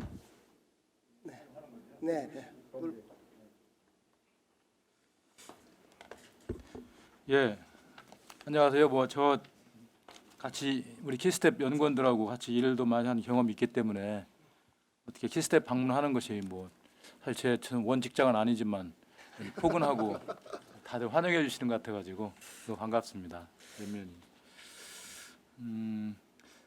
오늘 이제 우리 발표자께서 발제하신 내용 미리 저도 받고 많이 읽어봤습니다. 읽어봤는데 발표하신 그 내용과 이 차트하고 그 안에 들어있는 행간과의 그 차이점을 지금 말로 설명하시는 것 같은데 어떻게 보면 하고 싶은 말씀은 많지만 공개적인 자리로 또 기록에 남는 근거로 다 못하는 게 많은 것 같아가지고 저는 좀 어쨌든 구두로 발표하는 거니까 발표하신 내용 그다음에 저희들이 같이 공유했으면 좋겠다 뭐 이런 내용 위주로 말씀드리겠습니다. 저도 이제 개인적으로는 92년에 항공우주연구원에 처음 입사해서 지금 한 27년 정도 이제 이 우주 분야를 떠나지 않은 것 같았습니다. 뭐 학교에서 소규모 연구도 했었고요.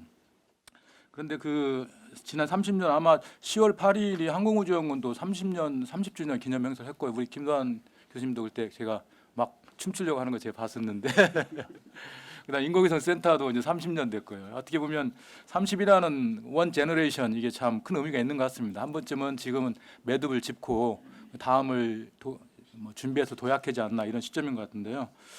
하여튼 지난 30년 동안 많이 성장을 했으나 현재까지도 제가 느끼기에는 정부 주도 개발 체계가 거의 변하지 않고 연구개발 활동의 혁신성도 굉장히 정체되어 있고 그다음에 연구의 생산성도 점점점 떨어지는 것 같다. 약간 어떤 스태그네이션 포인트에 와 있다라는 그런 느낌을 갖습니다. 그리고 최근에 이제 우주 분야의 정부 지원이 R&D 지원이 아까 원장님 말씀하셨듯이 20조 5천억 그 중에 이제 우주 분야가 계속 줄어든다. 막 울고 그러는데 사실 뭐 이 분야도 많은 부분 자업자득 아니겠는가. 이제까지 정부의 충분한 지원 하에 어떻게 보면 안주하고 있다. 이제 뭐 요즘 뭐 기후니 환경이니 뭐 고령화 저출산 등 또 다른 이슈가 많다 보니 사실상 어떻게 보면 경쟁을 해야 되는데 거기에서 저희들이 그 충분하게 설득력이 없기 때문에 어떤 정부의 그 관심이 좀 떨어지지 않나. 이것은 저희 자체에서 문제가 나온 거지 꼭 어떤 외부의 어떤 외압에서 그런 거 아닌 것 같고요. 그러기 위해서는 저희들이 그 타 분야와 경쟁할 게 아니라 타 분야 협력해서 우주 분야가 그러한 당면한 문제에 어떤 솔루션을 제공할 수 있나, 좀 참여할 수 있나 이런 부분을 좀 고민해야 될 시점 같습니다. 계속해서 위성만 쓰고 발사체만 그런 게 아니고요.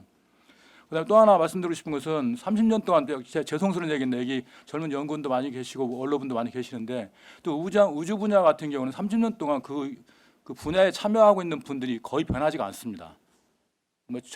아주 젊어가지고 지금까지 있는 분도 계시고 계속 보면 그분들끼리의 세계에서 즉 그들만의 리그에서 자칫 외부에서 보면 어떤 인너서클로서의 어떤 이익담체처럼 돼서 즉 개방성이 좀 부족하다 이런 걸 저는 개인적으로 느낍니다.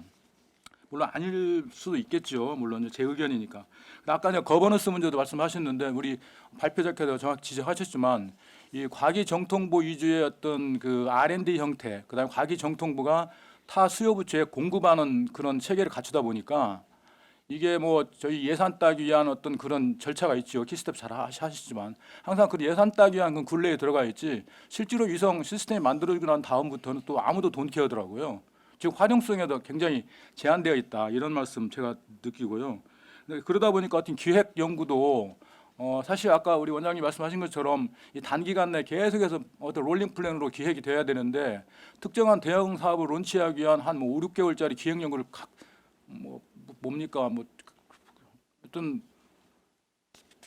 하여튼 제가 전주 사투리를 쓸까 좀 조심스럽습니다. 하여튼 그러기도 하기도 하고요.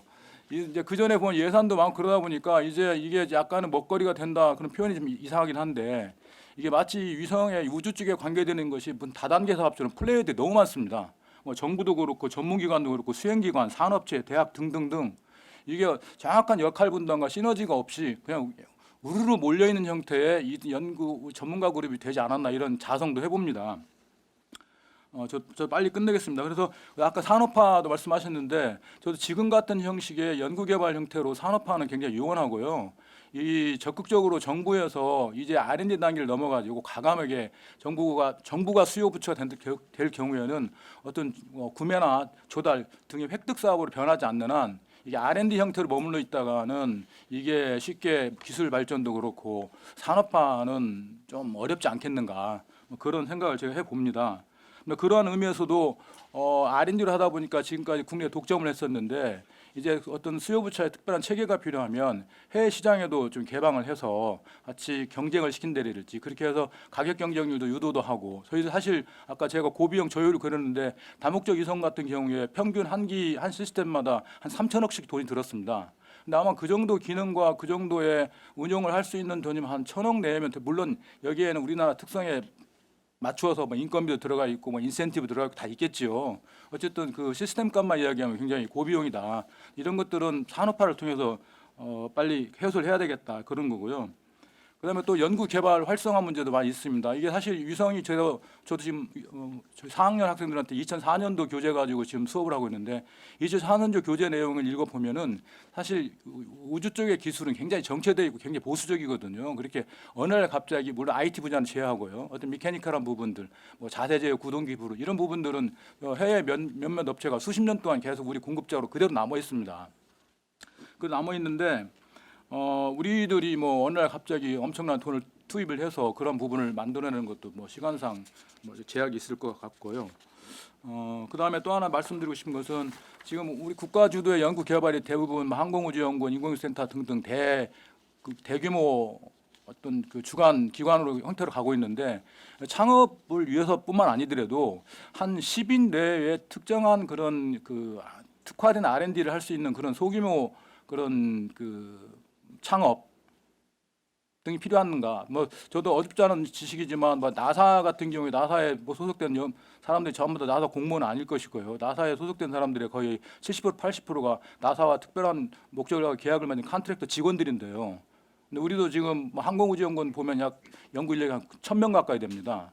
이렇게 계속 그럴 게 아니고 우리도 좀 소규모 특화된 그 연구 그룹을 만들어 가지고 어떤 원천과 응용 사이의 갭이라 해야 될지 그다음에 응용과 활용 사이의 갭이라 해야 될지 이런 부분 갭이 있는 그런 부분들을 조금 메꿀 수 있는 그런 전략도 필요하지 않을까라는 게 제 뭐 정리되지 않은 의견이고 혹시 나중에라도 우리 연구원님들 또 다른 원로분들 또 말씀이 계시면 같이 또 말씀 나누도록 하겠습니다. 외람되지만 이것을 마치겠습니다. 제 의견은.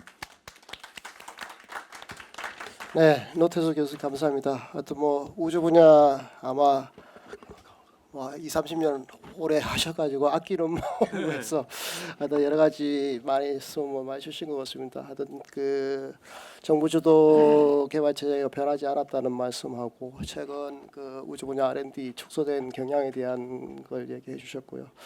또 그 하여튼 뭐 그들만의 리그라고 표현하셨는데 하여튼 그 바뀌지 않는 부분에 대한 얘기, 거버넌스 문제도 얘기해 주신 것 같습니다. 하여튼 뭐 과기부 주도 하여튼 고급 부처 위주의 문제점 말씀하셨고요.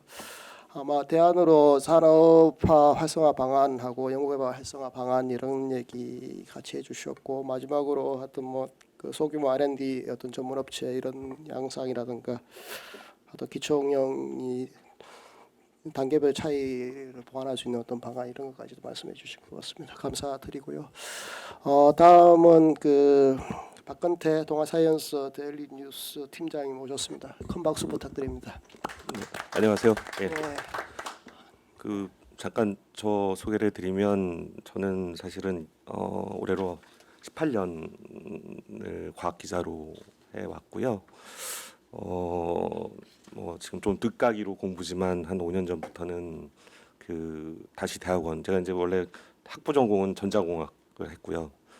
그 지금 5년 전에 이제 입학한 곳은 토목공학과였습니다. 근데 예전에 제가 26년 전 제 93학번이니까요. 다녔던 학교가 배우던 토목과학은 아니었고요.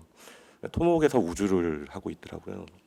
이게 아마 그 일종의 그 지상에서 하던 그런 계측 뭐 이런 것들을 이제 위성이 하는 시대에서 이제 리모트 센싱이라는 이름을 가지고 하는 전공을 하게 됐고, 그 계기를 만들어 주신 분은 이제 스승님이셨습니다. 그 저보다 이제 고작 그 3기학년 위밖에 안 된 89학번 이제 형님 부르다가 이제 제자가 되는데, 그분의 이력은 2006년도까지 미국의 리모트 센싱 업체의 CTO를 하셨어요. 포춘에도 나왔던 톱도 장식했던 기업의 CTO셨는데, 아마 후진 양성과 후학 양성의 큰 그 꿈을 가지고 그 직분을 버리고 이제 한국으로 오셔서 이제 교수를 하시게 됐고, 그 과정에서 이제 리모트 센싱이 한국에 잘 안 알려졌을 때 미국에서는 리모트 센싱을 가지고 뭐 시카고 선물 시장에서 선물 상품도 만들고,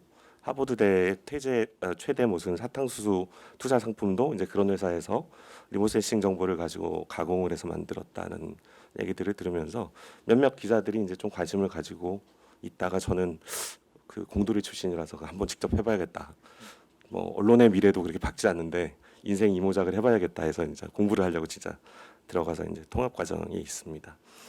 그 우주는 뭐 계속해서 제가 이제 기자 막내 시절부터 한국의 우주 개발이 국가 우주 개발이 막 시동을 걸고 본격화되는 시점이라서 뭐 좋은 기회도 많이 있었습니다. 국가 우주 개발 사업하에서 해외 발사장도 한 4번, 뭐 관광은 아니었고요. 다 이제 보도를 하기 위해서 풀기자로 가봤어요. 뭐 그 야스니 발사장, 바이코누르, 다네가시마, 그다음에 이제 케이프 커네버럴까지 해서 다녀와 보면서 좀 이런저런 많은 걸 보긴 했지만 여전히 전문가는 아닙니다. 네.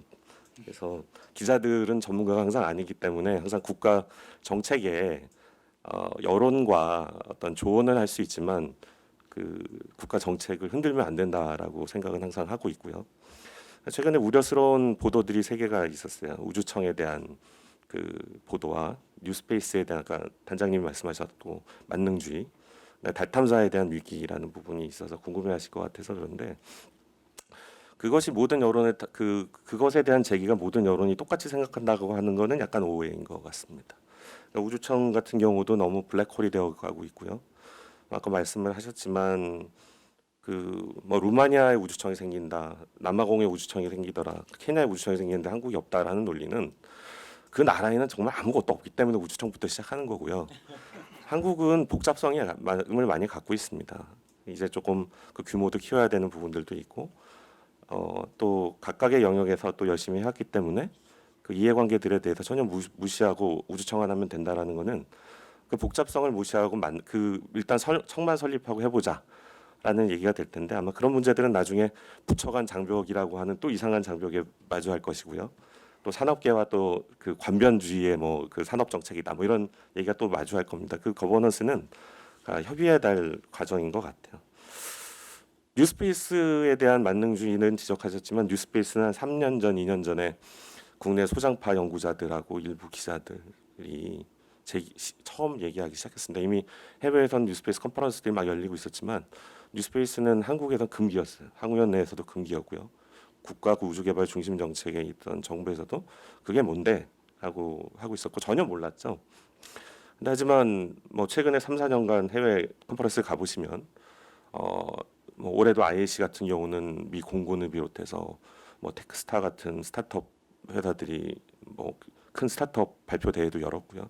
많이 바뀌어가고 있습니다. 뭐 그게 뉴스페이스냐 미드스페이스냐 올드스페이스냐의 문제가 아니라 평행선으로 같이 가고 있는 현상인데 우리는 너무 드러나지 않았기 때문에 이런 게 있다더라고 보도를 하려고 하다 보니 약간 만능주의처럼 비춰진 것 같아서 그런 오해는 좀 같이 풀어야 될 부분인 것 같고요.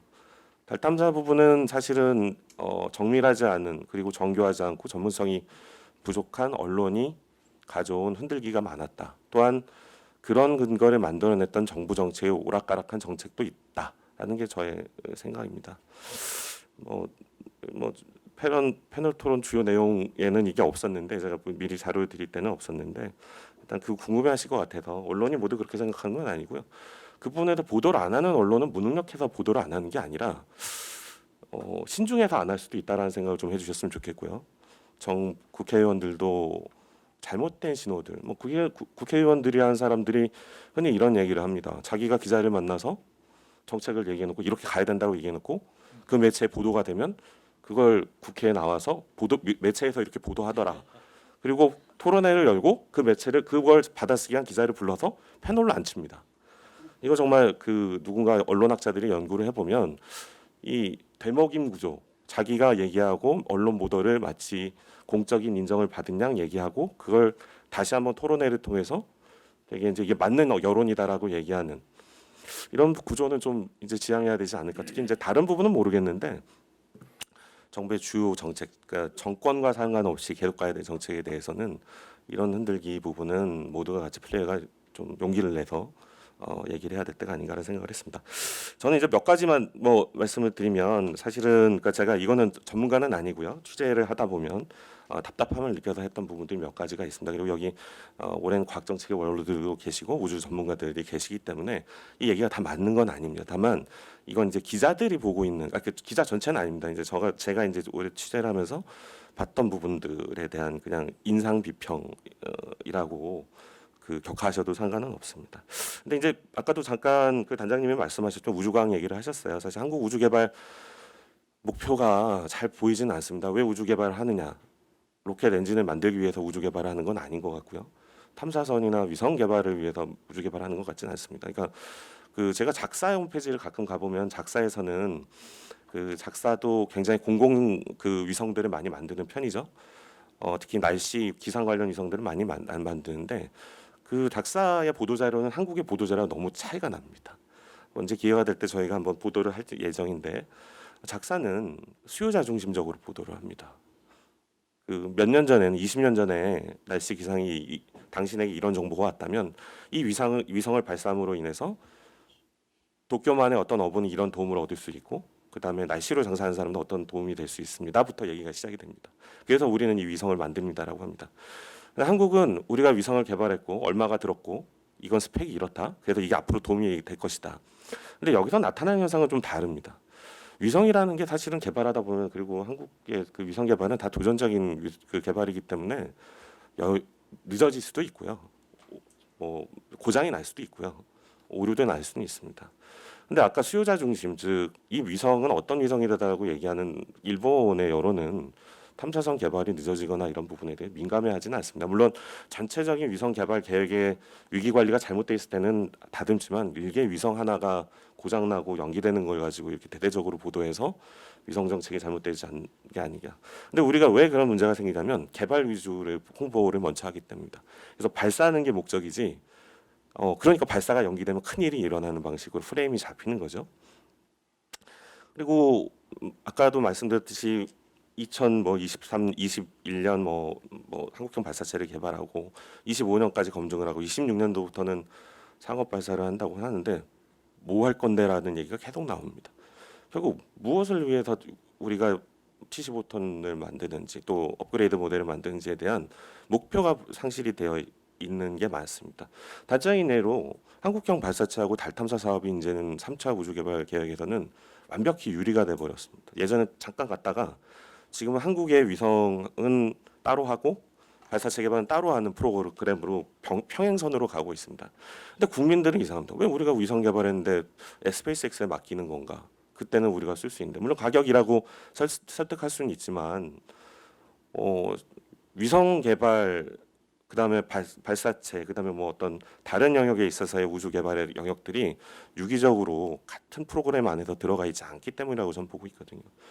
황현에서 위성 2천억짜리 위성 만드는 사람한테 두 번 쏜 한국형 발사체 실어서 쏠래라고 하면 안 쏠 겁니다. 물론 스펙도 많지 않겠지만 근데 이런 부분에 대해서 누가 설득할 것인가 어떻게 설득할 것인가라는 얘기는 항상 이렇게 쉬쉬하고 그런 문제가는 있지만이라고 점점점 되는데 이런 부분에 대해서 사실 논리적인 설득이 좀 잘 안 되는 편이에요. 그래서 우리는 왜 우주 개발을 하고 있는가에 대한 것들에 대해서 좀 잘 나왔으면 좋겠습니다. 뭐 연장해서 말씀드리면 정책이 명확하지 않습니다. 되게 또 정책 분야가 후진적이고요. 아까도 초반에 말씀드렸듯이 정치권 휘둘리고 정치권에 휘둘릴 때 같이 휘둘리는 뭐 공무원, 그다음에 전문가, 그다음에 아무 생각 없는 기업인이라고 얘기하면 기록이니까 좀 위험한데 이 분야에 대해서 아직 미처 생각하지 못하는 기업인. 뭐 플레이어는 분명히 존재하는데 휘두르는 사람들은 딴 데 있다라는 거는 우리나라 우주개발 정책의 큰 문제라고 봅니다. 미국의 우주개발 관련 뭐 백악관에 있는 실장이나 그분들은 정치인이 아닙니다. 또 나사의 정책이 물론 대통령이 오면 조금 휘둘리는 척하지만 크게 바뀌지 않는 건 누구나 보고 있는 거고요. 아까 일관된 정책 얘기가 나오셨지만 왜 일관된 정책이 나오지 못했을까는 사실 플레이어들이 좀 스스로 반성해야 되는 부분이 아닌가. 플러스 뉴스페이스도 나오고 뭐 우주 개발 뭐 얘기가 나오고 있지만 저는 사실 공공만 바라보는 기업가들도 기업가 정신에 문제가 있지 않나라는 생각을 했습니다. 올 초에 저희 회사가 그 스페이스 코리아 스페이스 포럼이라는 걸 했습니다. 뭐 포장은 과기부가 주관해 주최라고 했다고 하지만 저희가 사실상 프로그램을 다 만들고 연사들을 다 초청을 했고 언론사로서는 되게 드물게 손해를 보면서 이제 비용을 투입해서 국제 행사로 만들려고 만들었습니다.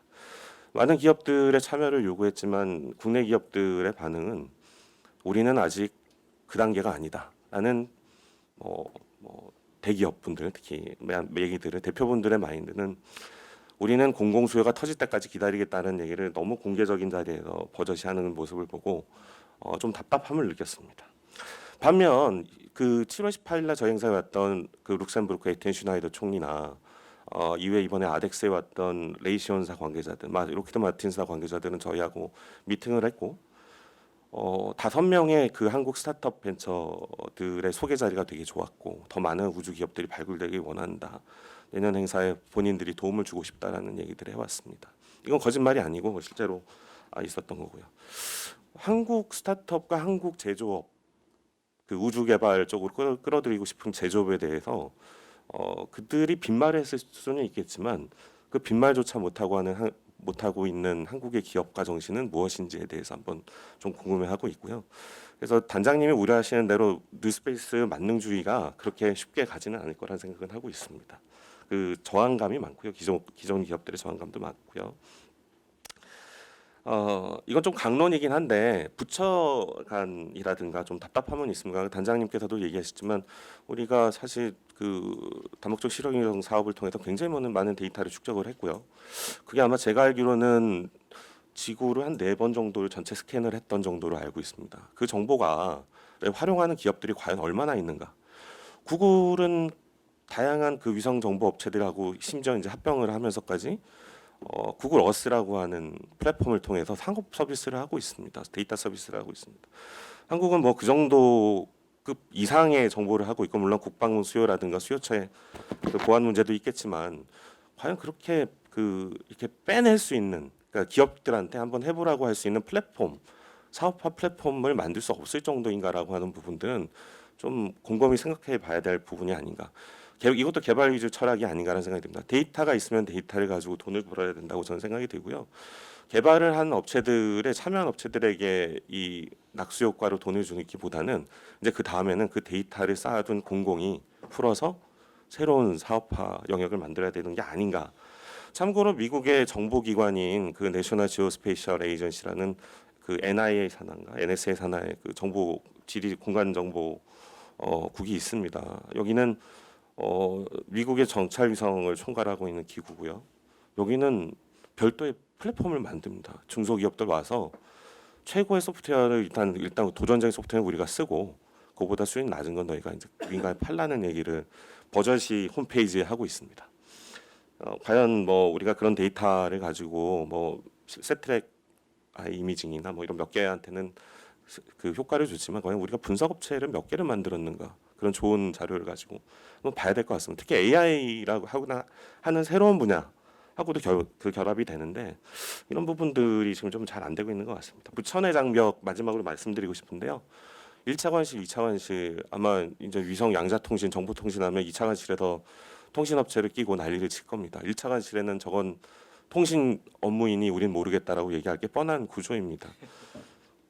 과기부는 우주는 우리가라고 얘기하면서 부산시가 추진하고 있는 초소형 위성 계획에 우주라는 위성 운영이라고 얘기하는 말을 쓰지 못하게 하고 있습니다.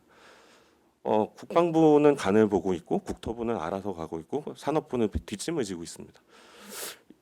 이게 한국 항공산업의 문제, 항공산업의 문제가 서비스 산업으로만 간 이유, 그 산업으로 가지 못하는 이유의 전조 증상이 아닐까, 우주도 그렇게 가는 게 아닐까라는 생각이 좀 들고요. 이 부분에 대해서 조정이 필요해서 우주청을 만들려는 건 저는 아직은 아닌 것 같지만 정부의 조정기관이 필요한 것 같습니다. 일본 같은 경우는 조직은 없지만 기존 장관들에게 전권 대신이라고 하는 옛날 뭐 정무장관급 같이 특무장관을 줍니다. 그래서 노령화 문제는 복지부 장관이 노령화 장관이라는 이름을 주고 우주는 너 누가 해? 뭐 문부성이 아니라 아마 별도의 정권 대신이 한 명 있는 것 같은데 그런 사람이라도 만드는 게 좋지 않을까. 뭐 조직을 만들기 전에 먼저 조정 먼저 해보는 게 좋지 않을까 하는 생각을 좀 하고 있고요. 일단 가장 큰 문제는 부처 간 장벽보다는 그 지금 과기부내 우주 장벽부터 없애는 게 먼저가 아닌가라는 생각이 저의 생각입니다. 이 밖에도 뭐 많이 있습니다. 있는데 마지막으로는 뭐 지금 그 정부에서 약간 블러핑된 정보를 쏟아내고 있습니다. 우주 산업 백서라는 걸 만드는데 뭐 위성 방송 산업을 우주 산업으로 포함을 해서 쪽수 사람 고용 인원도 많이 늘리고 매출액도 많이 늘려놨는데 그런 그 허황된 정보보다는 진짜 실무적인 인덱스를 만들어서 아직 우주 산업 인덱스가 해외에도 만들어지지 않고 있고요. 제가 알고 있는데 스태피의 박사와 몇몇 분이 그런 부분에 공감성을 가지고 개발 중인 것 같습니다. 사실 정부가 정책을 펴는 데 있어서 인덱스를 잘못된 인덱스를 가지고 정책을 피면 끝이 없는 것 같고요. 그것부터 고쳐 나가야 되지 않을까. 산업 정책 코드, 우주 산업이 산업 코드에 없다는 것 자체도 지금 문제인데 정보 생산부터 좀 정확히 했으면 좋겠다는 게 저의 생각입니다. 이상입니다. 네, 감사합니다. 네, 박건태 기자님 감사합니다. 저희가 토론자로 사실은 기자님을 모시는 게 흔하지 않은데 하여튼 전문가로 추천을 받았습니다. 그냥 오신 게 아니고 예, 여러 가지 얘기 많이 주셨고요. 하여튼 그 한국의 우주 개발 목표가 부실하다는 얘기하고 정책이 명확하지 않는 부분하고 하여튼 기업가 정신 부족. 데이터 활용 문제, 하여튼 부처 간 장벽, 부처 내 장벽 이런 얘기 전반적으로 많이 해주셨습니다. 감사드리고요. 다음은 저희 키스텝의 이일한 거대 공공센터장님 나오셨습니다. 예, 토론 부탁드립니다. 박수 좀 부탁드릴게요. 네, 안녕하세요. 거대공공사업센터장 이일환입니다. 오늘 강경인 단장님 말씀을 잘 들었고요. 앞서 말씀하신 패널분께서 좋은 말씀을 너무 많이 해주셔가지고 항상 마지막에 토론을 하게 되면 이거 제외하고 뼈다귀밖에 남지 않는 것 같은데요. 그나마 뼈다귀를 조금 모아서 앞에 말씀하신 부분을 좀 살을 붙여서 한 가지 정도만 정리해서 말씀을 드릴까 합니다. 제가 드릴 말씀은 크게 이제 저희가 사업을 정부 연구개발 사업을 다루는 입장에서 어떤 관점에 이제 이슈가 있는지를 말씀을 드리려고 하는데요. 기획이라든지 수요라든지 이유에 대해서 좀 키워드를 가지고 말씀을 드릴까 합니다. 아까 저희 원장님께서 말씀하셨듯이 이런 거대 공공 분야의 섹터의 사업들은 기획을 굉장히 잘 하고 기획이 확정이 되면 거기에 대한 예산을 안정적으로 투입하는 게 바람직하다고 생각을 하는데요. 그렇다면 이제 그런 기획이 잘 이루어지고 체계적으로 이루어져서 사업화가 되고 있느냐라는 측면에서 볼 때는 약간 의문점을 가지는 부분이 있습니다. 전반적인 큰 우주에 대한 개발 계획은 국가우주위원회라든지 여러 가지 위원회에서 어느 정도 방향성을 가지게 되고요. 그 계획을 바탕으로 예산을 투입하기 위해서 사업이 기획이 이루어지게 되는데 아까 단장님께서 발표하신 것처럼 국내에서는 아직 대형 사업 위주로 위성이나 이런 것들이 개발이 이루어지고 있습니다. 대형 재원이 투입되는 건데요. 그걸 위해서는 이제 기획이 잘 이루어져야지 큰 재원을 투입하는 데 대한 책무성이 부여가 되겠죠. 그러면 위성을 왜 개발하느냐? 아까 말씀하신 것처럼 왜 우주 개발을 해야 되느냐라는 측면에서 봤을 때 지금은 공공적인 수요가 1차적으로는 표면적인 이유로 되어 있습니다. 그럼 공공적인 수요는 과기부에서 가지고 있는 것도 있겠지만 실제 기상청이라든지 환경부, 국토부라든지 타 부처에서 이 위성에서 나오는 정보를 어떻게 쓰겠다, 아니면 위성을 활용해서 무엇을 하겠다라는 그런 활용 수요를 기반으로 위성의 개발이 계획이 구성이 돼야 되는데 실제 현장에서 저희가 기획 과정을 들여다보면 어떤 현상이 일어나냐면 수요 조사가 이루어지긴 하는데요. 뭔가 개발할 위성이나 이런 것들이 어느 정도 확정되고 변동되지 않은 상황에서 여기에 할 것을 계획을 제출해 봐라, 이런 형태로 좀 뭔가 기획이 이루어지고 있다고 보입니다. 즉 저희가 비유를 들어보면 저희가 이사를 하는데 이사를 하게 되면 이삿짐 견적을 받게 되죠. 짐의 양이 어느 정도 되는지 보고 이삿짐 차를 어느 정도로 가지고 와야 되는지를 결정을 해야 되는데 지금은 예를 들면 5톤 트럭을 일단 부르고 짐이 남으면 버리고 짐이 모자라면 필요 없지만 굳이 채워놓고 하는 형태의 약간 그런 양상이 존재하는 느낌이 들고 있습니다. 그러니까 이런 걸 해소하기 위해서는 이제 그 우주 주무부처인 과기부가 좀 역량을 더 발휘해야 되는 부분도 있고요. 그리고 이걸 활용하기 위한 그 활용 수요 부처에서도 이게 단순히 위성 개발하니까 단기적으로 생각해서 이런 수요를 제출해봐 이런 게 필요할 것 같아요?라고 단순히 그냥 즉흥적으로 대응하는 게 아니고 좀 더 거기에 투자를 하고 장기적인 계획을 수립하는 게 필요하다고 봅니다. 이런 형태의 사실 해결책이 저도 명확하게 무엇이다라고 말씀을 드리기는 어려운데 이게 현재 논의되고 있는 우주청이라는 형태로 됐을 때 이게 해결될 것인가라는 것은 전 사실 명확하지는 않다고 보고요. 이런 뭐 논의가 좀 더 이루어져야 되겠지만 향후에 이런 정부 연구개발 측면에서는 그 이유라는 것을 확실하게 하기 위해서는 수요의 그 근거를 찾아야 되고 그럼 수요라는 것은 수요를 쓰는 그런 부처라든지 이런 협의가 잘 이루어져야지 된다고 생각하기 때문에 향후 이런 그 정부 투자에서는 이런 수요 기반에 대한 수요를 기반으로 하는 그런 계획이 확실하게 수립되는 게 중요하다고 생각합니다. 네. 네. 예, 감사합니다, 이란스 타자님.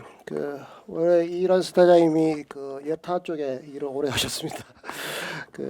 그런 일을 하다 보니까 뭐 결국은 우주 분야에서도 하여튼 수요에 근거한 우주 개발 계획이 굉장히 중요하고 하여튼 거대 R&D이기 때문에 굉장히 중요한 부분인 것 같습니다. 감사드리고요.